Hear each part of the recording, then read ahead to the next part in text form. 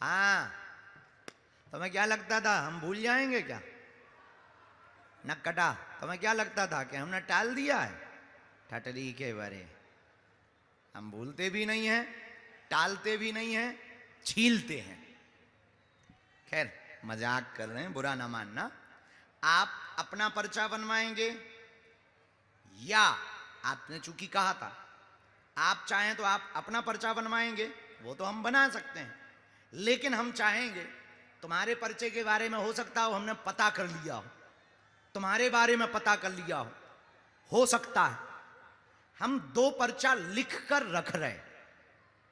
पूरी भीड़ में लगभग 1 लाख लोग होंगे और आप एक विशिष्ट प्रतिष्ठित पत्रकारिता जगत से आते हैं, जो वर्तमान में पूरे देश में एक प्रतिष्ठित पैनल है और एक प्रिंट मीडिया और सोशल मीडिया पर स्थापित है।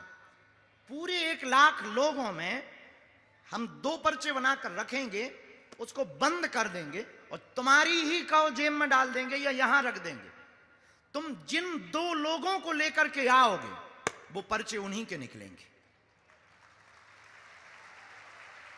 और तुम अपने बेटा को यहां छोड़ के जाओ, गिरवी रख के जाओ, रुको अभी हमें पर्चा बना लेने दो, रुको, क्योंकि तुमने उस दिन कहा था कि कोई पत्रकार का पर्चा, फिर एक कोई भी पत्रकार 2 पर्चा के बाद कोई भी पत्रकार को तुम उठा के ले आना, उसका भी पर्चा बनाएंगे।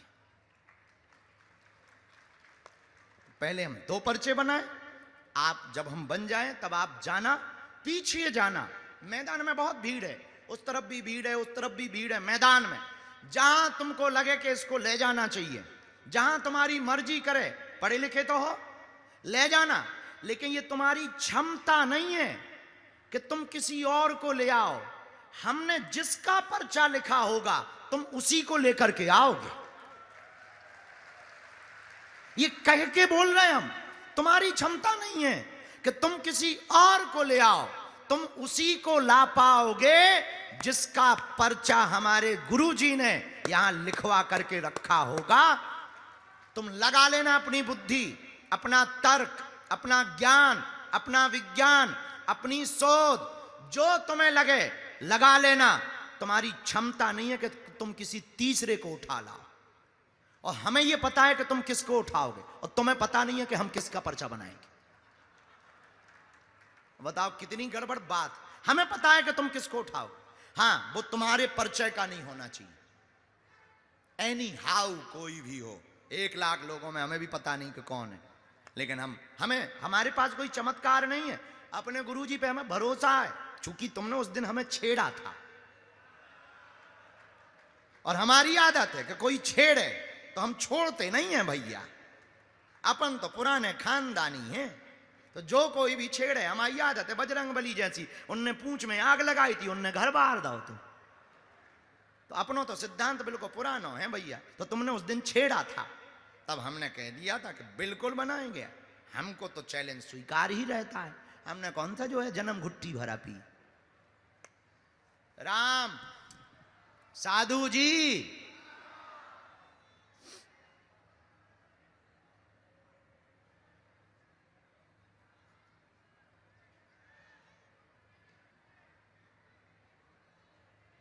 राम राम,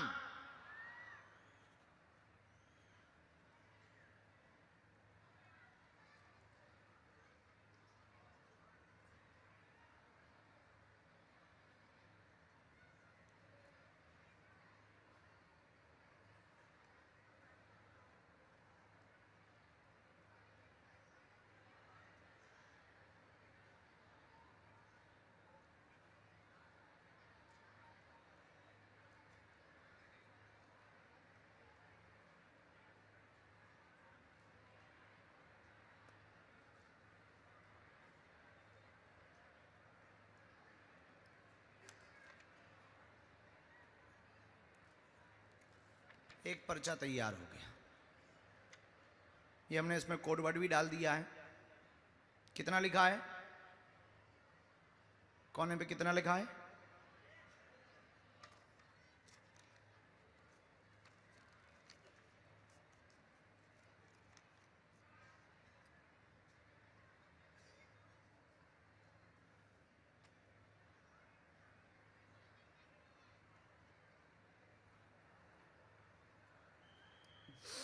राम।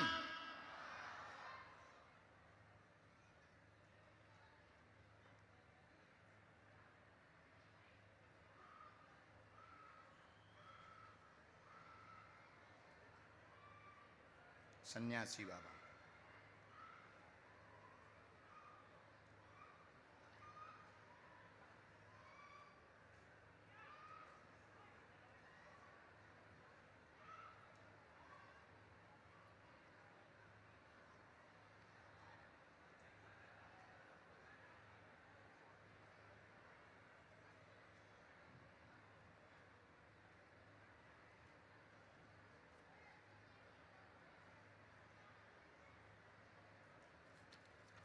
हमारे गुरु जी की प्रेरणा से दोनों पर्चे हमारे तैयार हैं।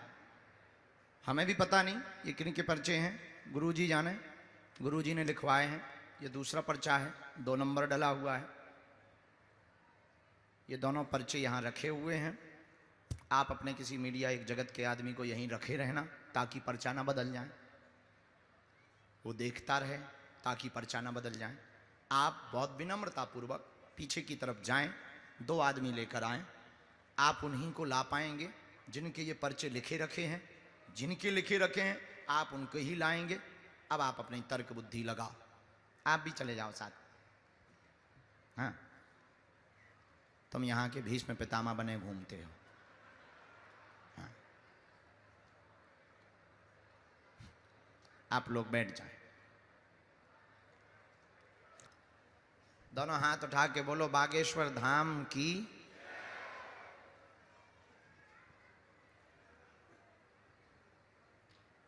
वो 5वीं डी में जो ध्वज लिए बैठे ना, हनुमान जी का झंडा लिए बैठे, हाँ खड़े हो जाओ, झंडा लेके आ जाओ भाई साहब।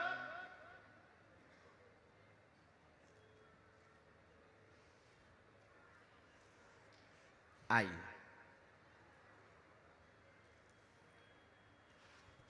कहाँ से हैं आप? जी गुरुदेव भगवान करेरा से ही। करेरा से ही है। करेरा में भगवान कहाँ रहते हैं आप?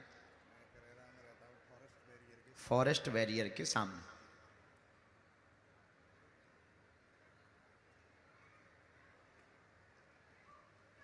पहली बार दरबार में आना होगा। दरबार में जी गुरुदेव पहली बार आया।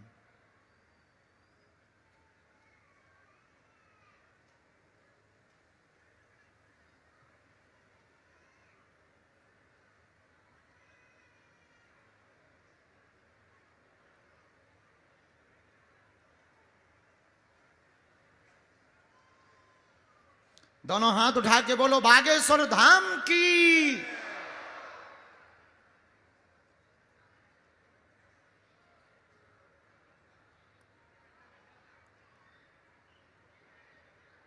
बोलें क्या बात?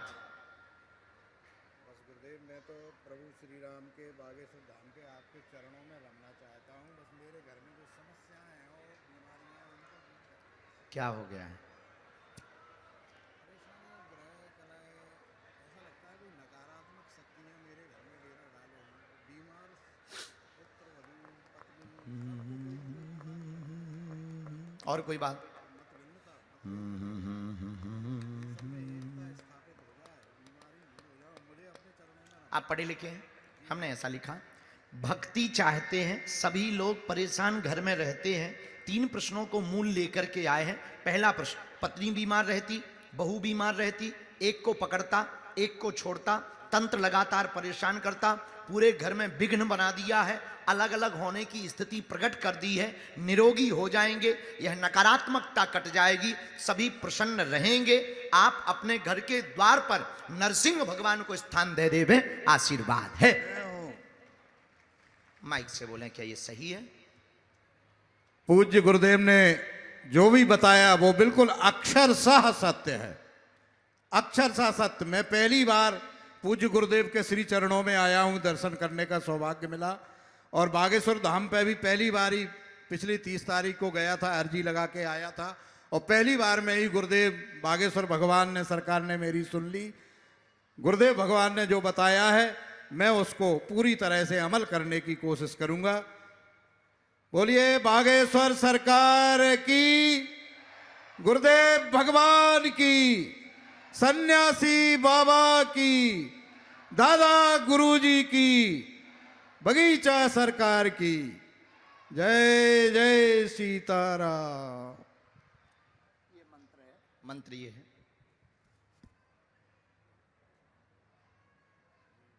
पा नहीं है, या है, इसको या पढ़ना है, वो पा लिख गया है और अपने हिसाब से लिख लेना आप। पा नहीं है, या है बस। हाँ बस इतने। ओम, ओम का प्रयोग पहले करना है।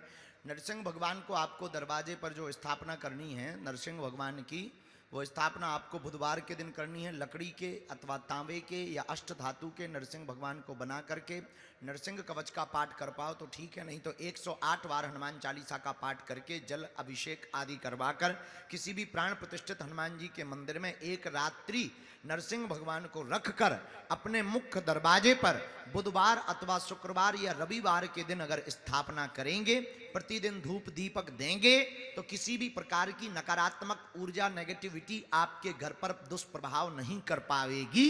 नरसिंह भगवान द्वार पर बैठे रहेंगे, आशीर्वाद है। कोई संदेह? उनके ऊपर कर देना, बगल में कर देना जी। चलिए, सीताराम। धाम पे आना है, पेशी करते ही रहना है। पेशी का नियम तो पक्का है, पूर्ण उसमें लिखी होगी, पंडित जी बता दें।